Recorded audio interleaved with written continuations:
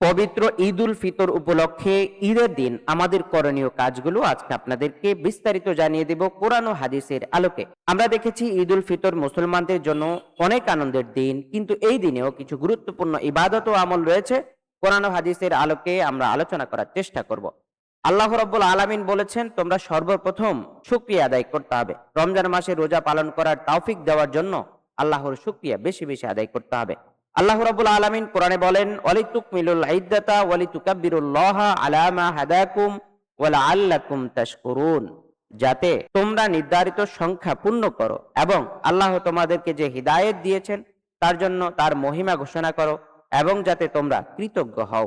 সূরা আল বাকারা আয়াত 185 নাম্বার। দ্বিতীয়ত আমরা দেখি তাকবীর বলা। ঈদের আগের রাত থেকে তাকবীর বলতে হবে। তাকবীর হচ্ছে আল্লাহু আকবার, আল্লাহু আকবার, লা ইলাহা ইল্লাল্লাহু, আল্লাহু আকবার, আল্লাহু আকবার ওয়ালিল্লাহিল হামদ।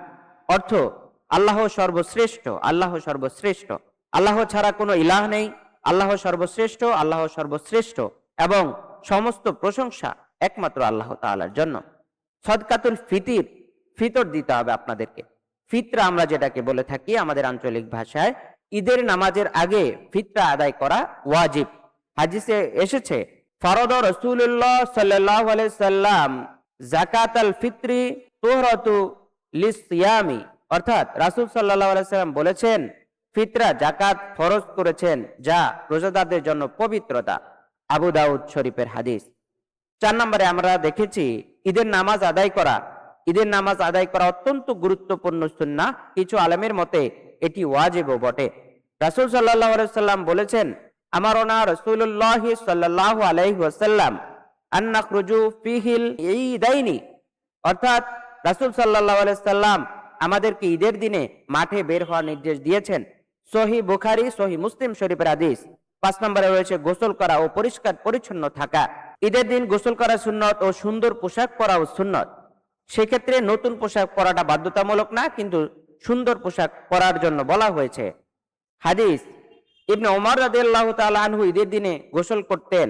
মুয়াত্তা মালিক। কিছু খেয়ে ঈদের নামাজে যাওয়া। ঈদ উল ফিতরের নামাজের আগে খেজুর বা কিছু খেয়ে যাওয়া সুন্নত। হাদিসে এসেছে, কানা রাসূলুল্লাহ লা ইয়াকুদু ওয়ায়াউমাল ফিত্রি হাত্তা ইয়াকুলা তামারাতি, অর্থাৎ রাসূল সাল্লাল্লাহু আলাইহি সাল্লাম ঈদের দিনে নামাজে যাওয়ার আগে খেজুর খেতেন। সহিহ বুখারী। 7 নম্বর আমরা দেখেছি এক পথে যাওয়া এবং অন্য পথে ফেরার জন্য বলা হয়েছে। কানা নবী সাল্লাল্লাহু আলাইহি ওয়াসাল্লাম ইযা আখরাজা ইয়াউমাল ঈদি খলাফাত তরিক, অর্থাৎ ঈদের দিনে এক পথে যেতে হবে এবং অন্য পথে ফিরতে হবে। সহিহ বুখারী। 8 নম্বরে আমরা দেখেছি একে অপরকে শুভেচ্ছা জানানোর কথা বলা হয়েছে। প্রচলিত দোয়া তাকাব্বালাল্লাহু মিন্না ওয়া মিনকুম, অর্থ আল্লাহ আমাদের এবং আপনাদের আমল কবুল করুন, আমিন। আত্মীয় স্বজনের সাথে সম্পর্ক ভালো রাখার জন্য বলা হয়েছে। ঈদের দিন আত্মীয়দের সাথে দেখা করা, সম্পর্ক মজবুত করা অত্যন্ত সওয়াবের কাজ। হাদিসে রাসূল সাল্লাল্লাহু আলাইহি সাল্লাম বলেছেন, মান আহাব্বা আই ইয়াবসাতা লাহু ফিহি রিজকি ফালইউসিল, অর্থাৎ যে ব্যক্তি চায় তার রিজিক বৃদ্ধি পাক সে যেন আত্মীয়তার সম্পর্ক বজায় রাখে। সহিহ বুখারী। 10 নম্বরে আমরা দেখেছি গুনাহ থেকে বেঁচে থাকার জন্য বলা হয়েছে। ঈদের আনন্দ যেন গুনাহে পরিণত না হয়, এটা আমাদের জন্য অত্যন্ত গুরুত্বপূর্ণ।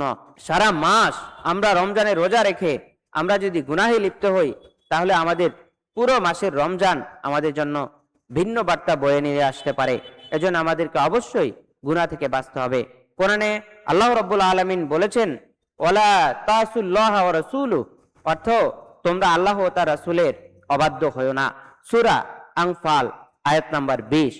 আমরা আমাদের এই আলোচ্য বিষয়ের সম্পূর্ণ রূপ যদি আমরা সংক্ষিপ্ত আকারে জানতে চাই, পরিশেষে আমরা বলতে পারি, প্রথমে হচ্ছে তাকবীর বলা, তারপরে হচ্ছে ফিতরা দেওয়া, এরপর হচ্ছে গোসল ও সুন্দর পোশাক পরে ঈদগাহে যাওয়া, ঈদের নামাজ আদায় করা, আত্মীয়দের সাথে সম্পর্ক রাখা, গুনাহ থেকে বেঁচে থাকা। এই ছিল কোরআন ও হাদিসের আলোকে ঈদ উল ফিতরের সম্পূর্ণ আলোচনা। তো আপনারা যারা আমাদের কাছ থেকে আরো বিস্তারিত কোনো তথ্য জানতে চান অথবা কোনো প্রশ্ন করতে চান, অবশ্যই আমাদেরকে আপনারা প্রশ্ন করবেন, আমরা সেগুলো যথাযথ কোরআন হাদিসের আলোকে উত্তর দেওয়ার চেষ্টা করব। তো আজকের মতো বিদায় নিচ্ছি। আপনারা যারা আমাদের সঙ্গে রয়েছেন অবশ্যই আমাদের সঙ্গে যুক্ত থাকবেন। আপনাদেরকে সবাইকে ঈদ উল ফিতরের শুভেচ্ছা ও ঈদ মোবারক জানিয়ে আজকের মতো বিদায় নিচ্ছে। আসসালামু আলাইকুম, ঈদ মোবারক।